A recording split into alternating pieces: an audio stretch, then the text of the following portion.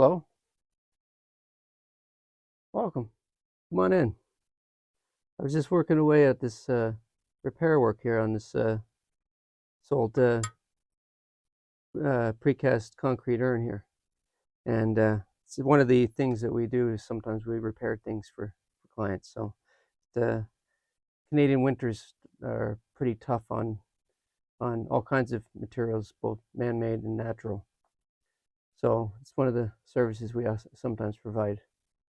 But what I wanted to talk to you about is um, is mallets. Um, I shared a video with you recently about making your own mallets and wood mallets, in particular, introduction to wood mallets, and with the intention of doing a follow through.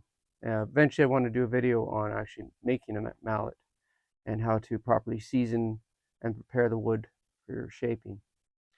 But one of the things I wanted to talk about was the properties of a wood mallet, the type of wood and uh, what you want to, what kind of properties the mallet should have. So just talk about that. So this is a mallet that I made probably about I think 24 years ago. Made this in the year 2000. So um, and what I've seen a lot of videos of people using wood mallets. It's funny how YouTube works.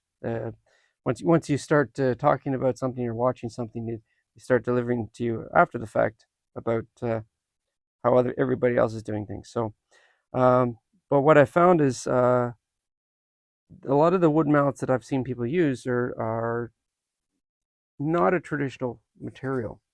They're actually I've seen beech and I've seen ash and I've seen oak, which are all hardwoods, and in theory would be just fine. They've got the weight and they've got the strength, but they don't have the right properties for a wood mallet. And traditionally, a wood mallet is made out of a fruit wood for stone cutting.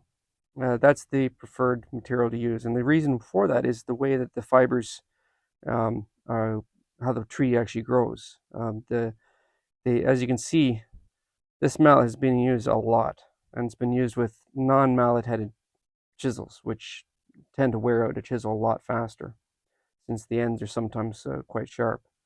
Um, and as you can see, it's 24 years. It's still got lots of life in it uh, for something that this I've explained to in my video on mallets. This was made out of an old fruit tree from a neighbor's backyard. I mean, this was just the stump of a fruit tree. It wasn't even a terribly old tree.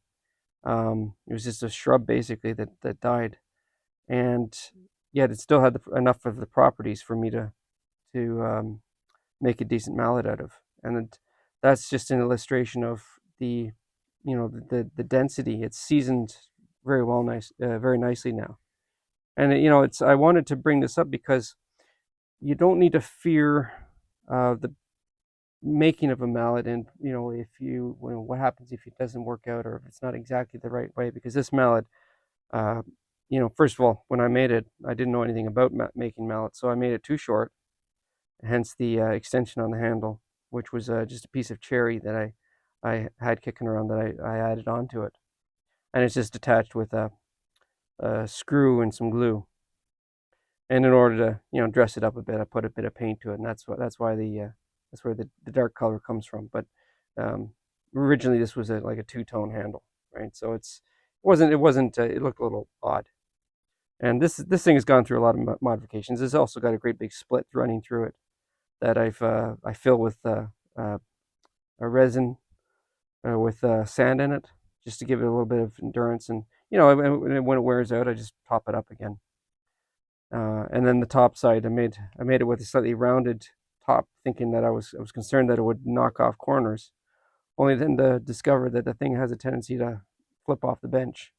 And this thing has taken a dive off the bench more times than I can count. So I put a glue, I put a polyester resin on the top, just to give it a flat surface so that it can sit upright on the bench. But this is I'm telling you this for no other reason other than the fact that you shouldn't fear making a mallet. That it's a simple thing that you dive right in and just make it up. I just shaped this with I think I cut it back with a handsaw, and then I used an angle grinder with a sanding with an abrasive pad on it just to shape it, and and then I just used sandpaper and whatnot just to smooth it all out. But this is not turned on the lathe, and it wasn't it's very simple primitive tools that did the job. And I've had an absolutely beautiful mallet that's mine, custom. There's no other like it in the world, and it goes with you for your whole career. It travels with you. I take this on jobs on the site, and becomes a character. It becomes has a personality, and you you learn to know every lump and bump and curve and good side and bad side to it, every hard spot. It's got its own unique personality. So I just wanted to share that with people to know that things don't have to be perfect in order for them to be functional, and that it's okay to make mistakes in the process of making one because it's the only way that you learn. And if I was to make a mallet today, I would make it completely different. Um, I would first of all make it the proper length, and second of all, I would not round off the top. I'd make it with a nice flat side, and I'd probably give it a little bit more height to the striking end, so that it had a little bit more of a balance between the weight of the handle and the weight of the top.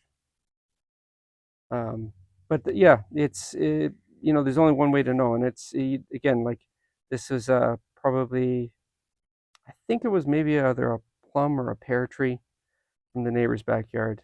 Um, and so yeah, you can source these things from the most unlikely places. If there's a dead tree branch in a local orchard or something like that, and you get permission to get your hands on it, that will probably serve your purposes just fine.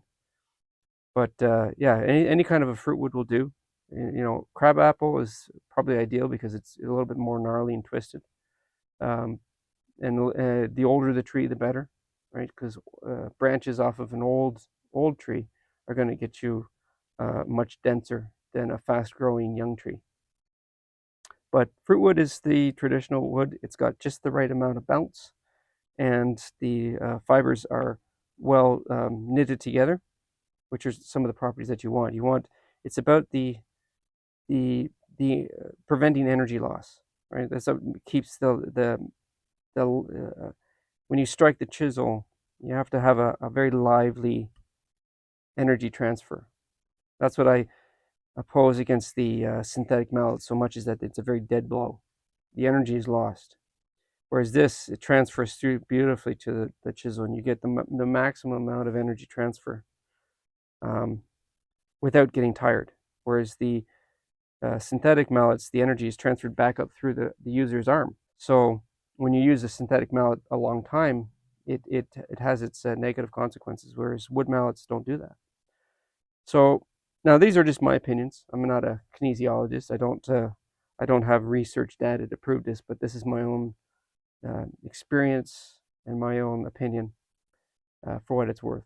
But I just wanted to share that, and we will talk about this more because I think that it's a subtle topic. It's not an absolute necessity to be a good stone cutter or to have the right tools, but it's like the difference between, a good comparison would be the difference between dining out in fast food or dining fine homemade cuisine, where everything is just right. Uh, you can survive off of fast food just fine, but it's not really desirable. And I think that's a good comparison to the difference between a synthetic mallet and a natural wood mallet. Um, why they went away from wood mallets, I have absolutely no idea, because there's absolutely no reason for it. They're so easy to make. Um, I think it's just down to somebody commercialized a product that they could mass manufacture, but and taking away the independence and the freedom of the actual user. Whereas if you make your own tools, it no longer has got a product name slapped to it. No longer is it something that can be commercialized.